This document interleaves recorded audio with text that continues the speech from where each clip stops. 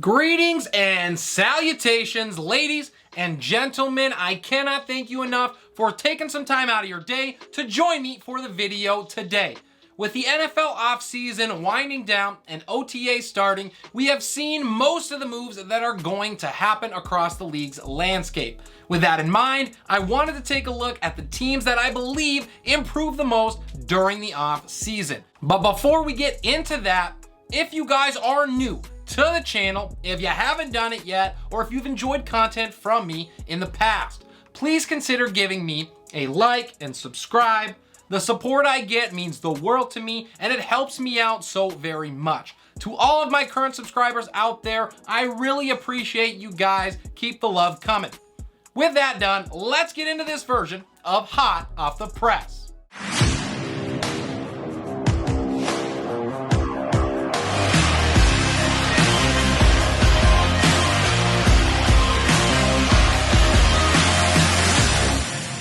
I am going to be looking at the 5 teams that I think made the best moves in the offseason. I also have a couple honorable mentions.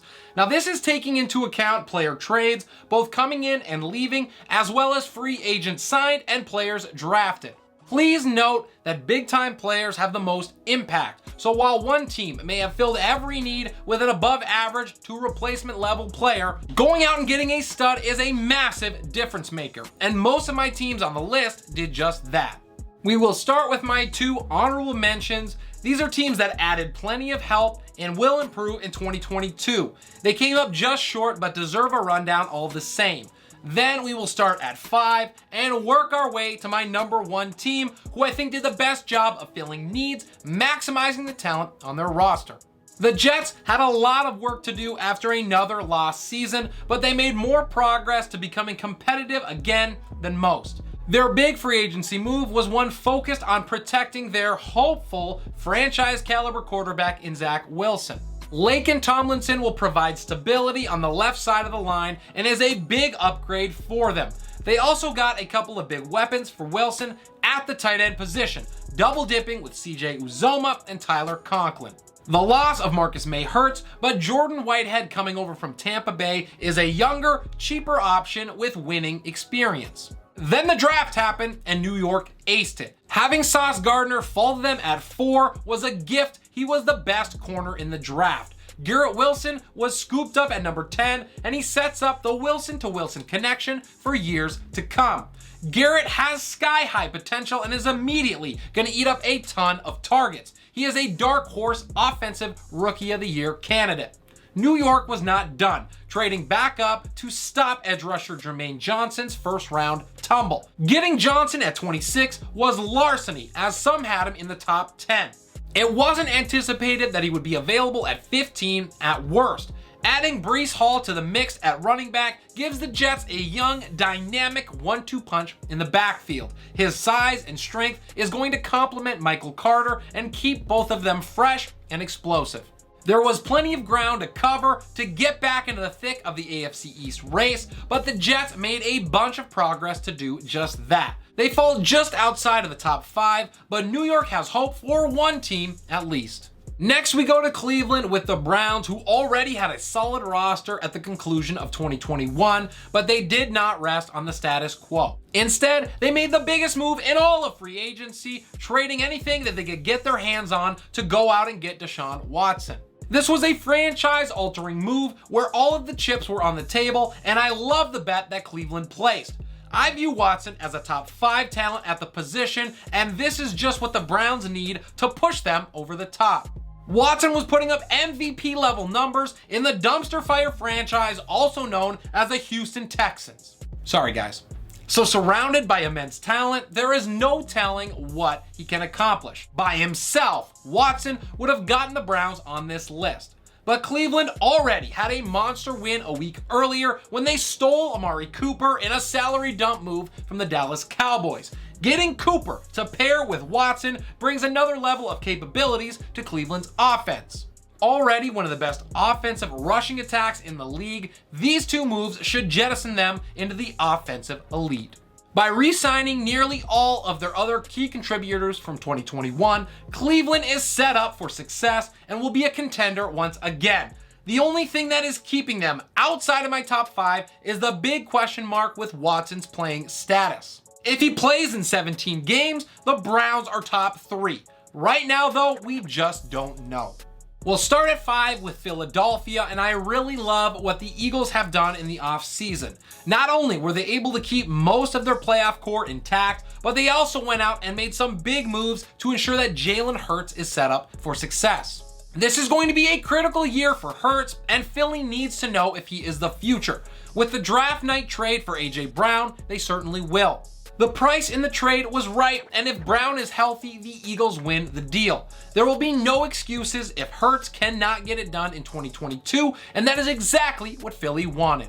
Early on in the process, the Eagles signed a young, productive pass rusher to a below-market contract. That is nearly impossible to accomplish with the demand at the position being so high in the NFL. Hassan Reddick has balled out over the last 2 years, racking up 23.5 sacks. That is 5th in the league in that span, and he had the fewest pass rushing snaps of anyone on the list in front of him by far. Reddick is still ascending. To be able to bring in James Bradbury was a cherry on top, and he's going to help replace the loss of Steven Nelson, who went to Houston. Their draft was successful outside of the trade for Brown, too. While I think they gave up a little bit too much to jump to 15 and take Jordan Davis, it is a solid long-term investment. He was the #1 defensive tackle in the class, and if you love the player, you don't wait for him to be scooped up in front of you. Getting Nakobe Dean in the 3rd round could be one of the draft's biggest steals. Philly checks all the boxes, and they close the gap on Dallas in the NFC East. To Denver at number 4, and this one is a layup. Landing a top quarterback in the offseason gets you massive points in my book, and when that quarterback is going to go to the Hall of Fame one day, it is an even more critical move. Russell Wilson is going to change this Broncos offense in so many ways, and in the most competitive division in the league, it gives Denver a shot at threatening Kansas City for the division crown. Bringing in DJ Jones from San Francisco is an upgrade after their trade of Harris, who was included in that Wilson deal. The big move on defense, of course, was going and getting Randy Gregory. I think that there is more risk here than you would want, as Gregory had questionable production as of late. But there is no doubt that if he can focus on the game and put it all together, there is plenty of talent to make an impact. When you make a move for Russ, you go all in, and that is exactly what the Broncos did. Re-signing Melvin Gordon was a solid move, and it takes some pressure off of Javonte Williams. Though I think that last year's 50-50 split leans heavily in Williams' favor this year. It is going to allow the second year back to stay fresh and protects the Broncos from injuries at the position. I have to admit that I hate the loss of Noah Fant. I think that he was an under-the-radar breakout candidate who never had an opportunity to shine in a pedestrian Denver passing attack. But the Broncos did what they could to try to replace him in the draft, taking Greg Dulcich in the 3rd round. Making their first pick at number 64, Denver filled holes decently, and they focused on defense after putting all of their offensive eggs in Wilson's basket. That was a sound strategy. Denver will be much improved in 2022 with the moves that they made. On to 3, and it is the Los Angeles Chargers. Coming up just short in 2021, LA went all in with a young stud quarterback on a rookie deal, and it shows. The Bolts have an absolutely stacked roster. Again, starting the offseason off by going and getting an excellent edge rusher is always a win, and the Chargers added Khalil Mack in a blockbuster trade with Chicago. I love Mack even at this stage in his career. With Joey Bosa on the other side, Mack is going to likely have a career resurgence, and I love this pairing. With LA likely to put up a bunch of points, it's going to free them up to do what they do best. The Chargers also added to one of the best secondaries in the league with free agency's top corner in J.C. Jackson. He will lock up opponents' #1 wide receivers and make things easier for the rest of the defense. It is not going to be easy to throw on LA in 2022. Sebastian Joseph Day and Austin Johnson were added to beef up and revamp one of the league's worst rushing defenses. And that was really the only weakness that this team had. I will not say that the additions here make it a strength, but it will be vastly improved. Los Angeles did all they could to get this team in position to take the next step. All the Chargers have to do now is finally translate the talent into wins when it matters most. My number 2 team is the Las Vegas Raiders, who are one of my favorite teams in 2022, and I've done multiple stories on them over the last couple of months.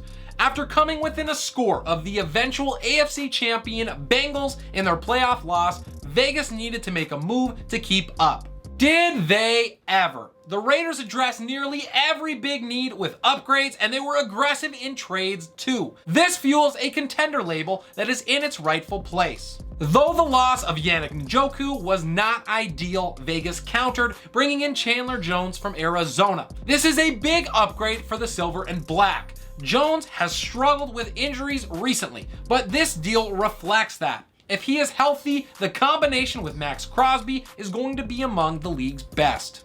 Bilal Nichols is a solid replacement for Quentin Jefferson, and Anthony Averett is a 1-for-1 swap at cornerback for Brandon Facyson. I am not sure that I got that name right, but I certainly tried. Brandon Bolden provides proven veteran support in the running game. Saving the best for last, Davante Adams comes to Sin City. He will transform the Raiders offensively. Not only did the Raiders get the league's best wideout, but they also did it at a decent price, especially when you compare it to some of the other trades that we've seen over the position in the last month. I cannot say how much I love the deal, and yes, being a Vikings fan and seeing Adams out of my division is certainly part of that. Vegas now becomes extremely hard to cover. They have just too many weapons. Raider Nation, better buckle up in 2022. It is going to be a heck of a ride.